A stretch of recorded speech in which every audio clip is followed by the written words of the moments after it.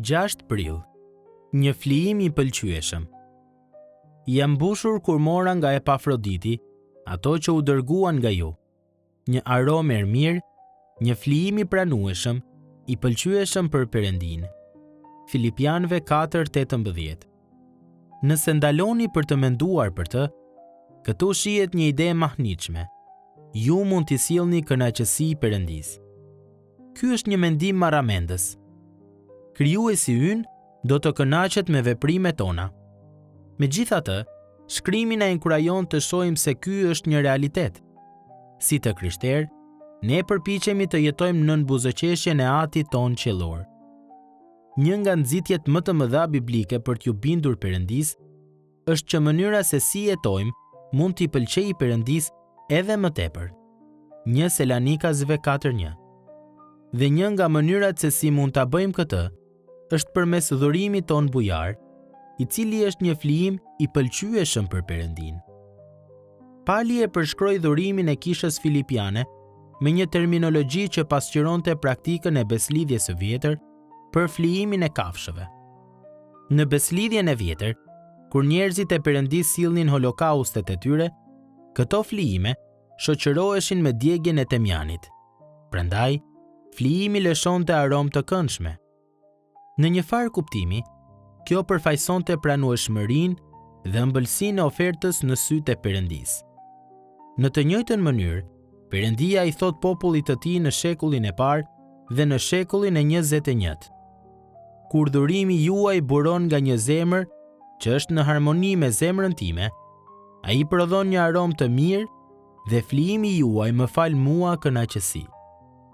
Kur marrim parasysh këtë lloj dhurimi, nuk duhet ta kalojmë shumë shpejt fjalën flijim.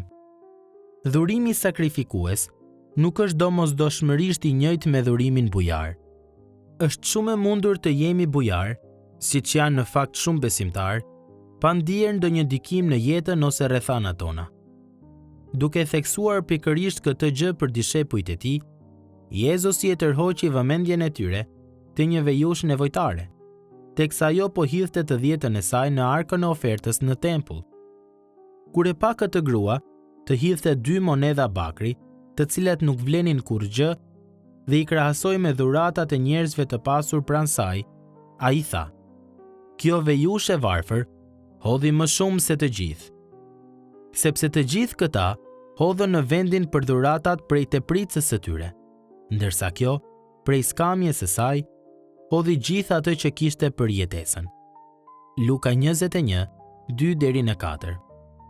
Të pasurit u treguan bujar, e veja u tregua sakrifikuese.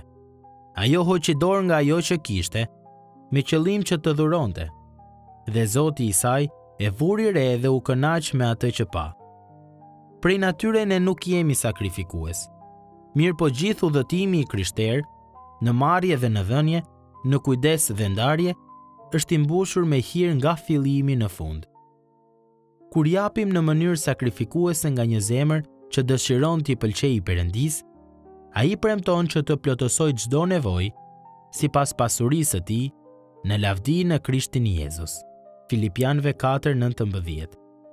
Kjo do të thotë se reflektimi mbi gjithçka që Perëndia na ka dhënë, mbi gjithçka që Perëndia po na jep dhe mbi gjithçka që Perëndia do të na jap, i hap zemrat tona dhe na mundëson të japim një herazi me sakrificë dhe me gëzim.